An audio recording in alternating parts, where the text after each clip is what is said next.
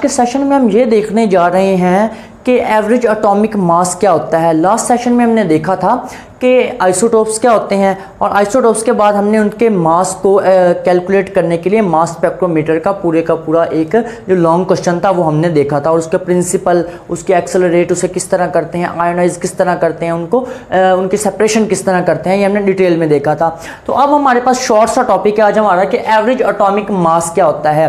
Average का मतलब होता है औसत। एटॉमिक मास आपको पता है कि number of proton and neutron in nucleus, वो हमारे पास एटॉमिक मास होता है किसी भी एटम का। एवरेज एटॉमिक मास किसी भी एटम का वो मास जो कि आप आइसोटोप्स के गिवन मासेस और उसकी रिलेटिव अबंडेंस की मदद से कैलकुलेट करते हैं, वो आपके पास एवरेज एटॉमिक मास कहलाता है। The mass of any atom that is calculated by the isotopes, mass of isotopes and by the their natural abundance, it is called average atomic mass। तो अब हम देखते हैं इसकी एग्जांपल। यहाँ पे मैं एग्जांपल जो ले रहा हूँ वो एग्जांपल यहाँ पे एक्सप्लेन भी की हुई है। एग्जांपल में ले रहा हूँ नियॉन की।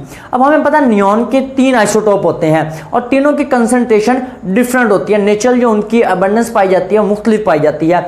अब मिसाल के तौर पर आप ये देखिएगा, मैंने यहाँ पे डेफिनेशन में 2 चीज़ें यहाँ पे मैंशन की हैं। एक तो मैंशन किया आइसोटोप्स का जो मास होता है और दूसरा आइसोटोप्स की नेचुरल अबंडेंस जो होती है। अब मैंने क्या करना है कि उनके जो मासेस हैं उनको और उनकी जो नेचुरल अबंडेंस है उनको मैं मल्टीप्लाई करूंगा और उसकी एवरेज में निकाल लूंगा। ये देखिएगा जी। अच्छा, और एवरेज निकालने का असूल होता है कि जितनी आपके पास टोटल जितनी भी वैल्यूज हैं उनको आप ऐड करें और ऐड करने के बाद आप डिवाइड कर देते हैं उसको 100 के साथ। अब ये देखिएगा, पहले मेरे पास जो आइसोटोप्स के 3 हैं तो उनके जो मास नंबर है तीनों आइसोटोप्स के वो इस तरह है कि पहला आपके पास 20 है, 21 है दूसरे का मास नंबर आइसोटोप को, तीसरा जो आपके पास उसका जो मास नंबर है वो 22 है। तो उसके बाद अगर इनके नेचुरल अबंडेंस हम देखते हैं तो वो आइसोटोप जिसकी 20 हमारे पास मास नंबर है वो 90.92 है और दूसरा हमारे पास 21 जिसका मास नंबर है वो 0.26 है और हमारे पास जो थर्ड वन है वो है जी 22 मास नंबर के साथ नियॉन का आइसोटोप और इसकी जो कंसंट्रेशन है वो 8.82% है। अब इसकी हमने कैलकुलेट अगर करनी हो तो मैं क्या करता हूँ, ये देखिएगा, ये उसका जी एटॉमिक मास नंबर और मल्टीप्लाई से मैंने कर दिया उसकी कंसंट्रेशन के साथ और इसी तरह इसको मैंने प्लस कर दिया 21 मल्टीप्लाई पे 0.26 प्लस करके आपने वही 22 उसका मास नंबर और मल्टीप्लाई पे उसकी जो नेचुरल अबंडेंस है उसके साथ आपने मल्टीप्लाई किया और डिवाइड आपने 100 के साथ कर दिया। जब इसको आप कैलकुलेट करते हैं तो आपके पास जो वैल्यू आती है वो 20.18 AMU आती है।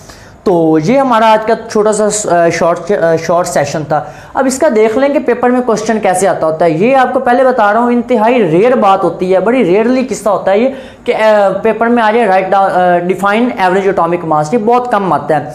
इस टॉपिक में से जो क्वेश्चन आता होता है वो अक्सर देता है और इंतहाई अहम क्वेश्चन है इस चैप्टर का, वो आता होता है no individual atom of neon has mass equal to 20.18 AMU कि नियॉन के 3 आइसोटोप में से कोई एक भी आइसोटोप ऐसा नहीं है जिसका मास 20.18 AMU हो। समझ नहीं है जवाब इसका सवाल, वो इसलिए इसका मतलब ये जो 20.18 AMU है ये किसी एक इंडिविजुअल आइसोटोप्स का मास है ही नहीं, ये तो उनका एवरेज एटॉमिक मास है। तो तीनों जिसकी हमने वैल्यू तीनों की वैल्यूज को हमने पुट करने के बाद इसकी हमने जो वैल्यू है वो हमने इसका आंसर फाइंड किया है।